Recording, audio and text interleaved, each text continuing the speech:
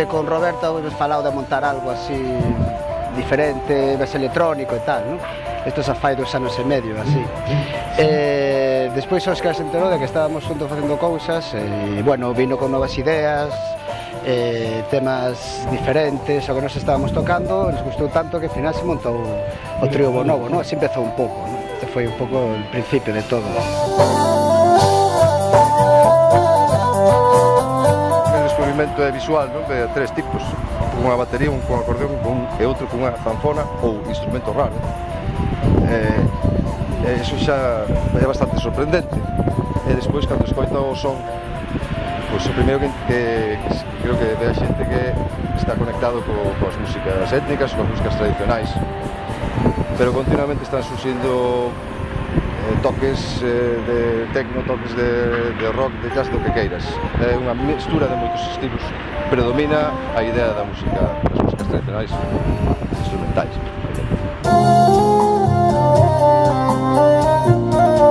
Que poda parecer que son instrumentos pois, pouco convencionais, non? Ou pouco habituais a hora de mesturalos entre sí, sobre todo pois, faltando pois, un reforzo, non? Sobre todo no caso da batería, pois, un baixo, pois vamos complementando con artefactos, con aparatos MIDI que lanzamos en rigoroso directo.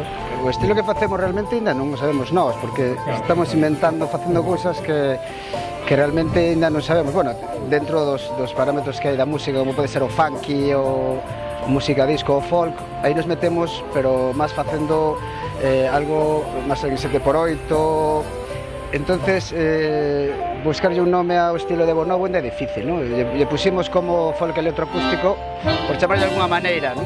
O raro deste grupo pode ser o xeito de utilizar 3 instrumentos, pois que nun principio son, no caso do acordeón e a zanfona, instrumentos acústicos, non?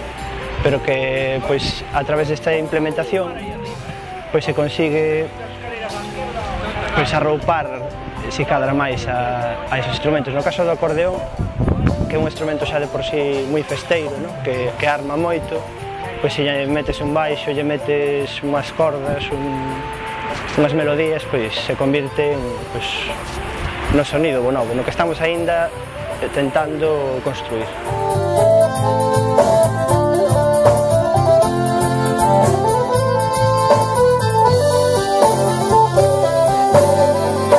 Este disco quere representar un pouco o traballo que levamos feito pois, para chegar a un directo, non? O sea, o disco é ou pretende ser unha representación do directo, que pois, queremos que seña enerxético, contundente, bailable e, sobre todo, pues, tentar que a xente se sorprenda ou atope algo diferente no que facemos. A zanfona que toco ahora, que toco no Bonobo, é un invento, un desenrolo de un luthier francés nos anos 70.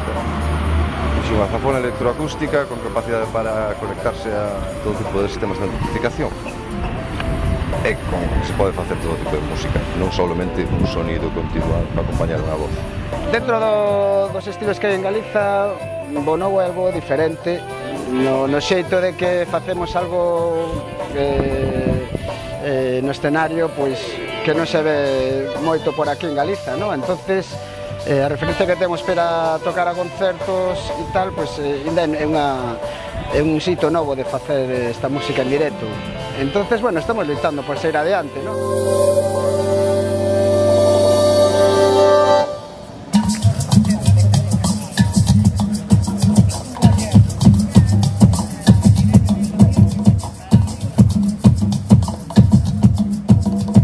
Hai que ver como funciona o disco en Galicia, que é o noso público natural ahora mismo, o primeiro objetivo.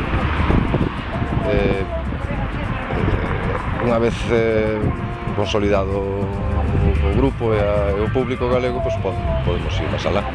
Pero de todas maneiras é unha música que ten público minoritario seguro, porque é instrumental, se aparta totalmente da música que se supervende, se aparta adrede, aposta totalmente.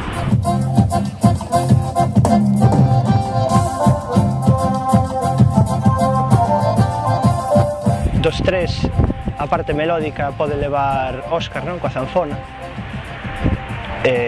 Incluso pues, se recrea en gravar loops en directo, que despois lanza secuencialmente un encima de outro, crea atmósferas impresionantes.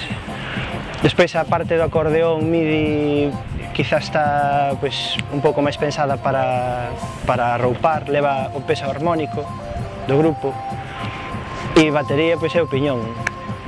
Pulpiño Viascón é o piñón que nos move pois, coa batería un pouco especial que pode sonar, depende de como lle dea o vento, nunca mellor dito. E bueno, un pouco esa é eses tres instrumentos conforman o grupo.